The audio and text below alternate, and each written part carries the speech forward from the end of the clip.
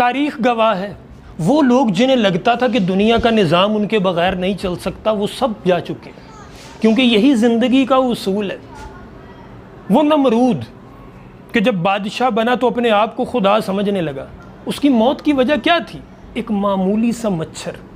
وہ سکندر اعظم کہ جسے بڑی بڑی طاقتیں ہرا نہیں پائیں، بھالے کے ایک معمولی سے زخم سے وہ اس دنیا سے چلا گیا، کیونکہ انسان کی یہی اوقات ہے۔ مگر پرابلم پتہ کیا ہے؟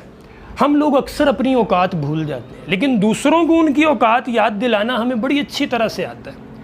ایک گاڑی والے کے اندر ایک سائیکل والا اگر غلطی سے بھی لگ جائے نا، تو اس سائیکل والے کی کیا اوقات ہے یہ گاڑی والا اسے بڑی اچھی طرح سے بتا دے گا کہ تمہاری ہمت کیسے ہوئی، تمہاری اوقات کیا ہے کہ تم نے اپنی سائیکل میری گاڑی کے ساتھ ٹچ بھی کی۔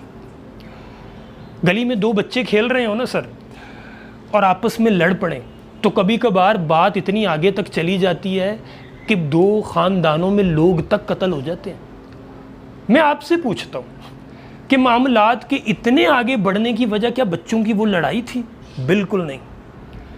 اس کے پیچھے جو ریزن تھا وہ یہی اوقات تھی، یہی فخر، یہی غرور، یہی تکبر تھا کہ اس کی ہمت کیسے ہوئی ہمارے بچے کو ہاتھ لگانے کی، اس کی ہمت کیسی ہوئی مجھے اوئے کہنے کی۔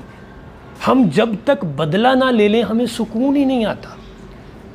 اس اوقات کے چکر میں نا ہماری برداشت بالکل ختم ہو چکی ہے۔ یہی وجہ ہے کہ آج ایک اسٹوڈنٹس جو ہے نا، ایک اسٹوڈنٹ بھی اپنے ٹیچر کو تھپڑ تک مار دیتا ہے، صرف اس وجہ سے کہ تمہاری اوقات ہی کیا ہے، تمہاری ہمت کیسے ہوئی مجھے کچھ کہنے کی۔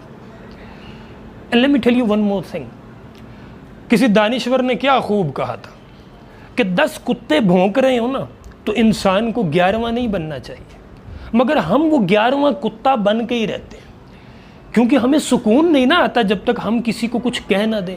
کسی نے ہمیں اوئے کہا تو کیوں کہا، تو کہا تو کیوں کہا، کسی نے اگر ہمیں کچھ کہہ دیا ہے تو جب تک ہم اس سے بدلہ نہیں لیں گے ہماری روح کو سکون ہی نہیں آئے گا۔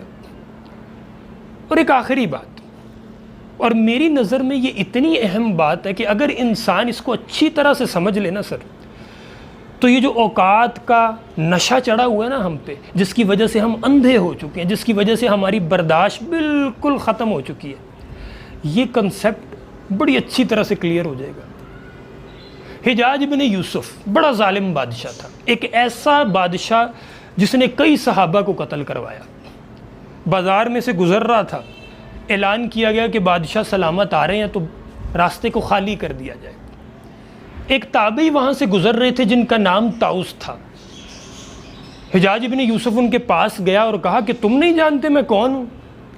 اور انہوں نے ایک جملے میں ایک ایسا جواب دیا کہ میرے خیال میں اس سے بہتر ڈیفینیشن اوقات کی کوئی نہیں ہو سکتی سر۔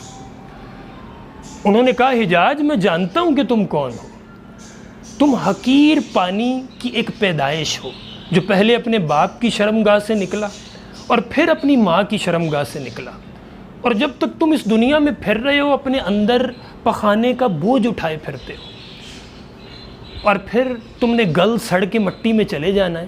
میں بڑی اچھی طرح جانتا ہوں کہ تم کیا ہو۔ What a definition sir.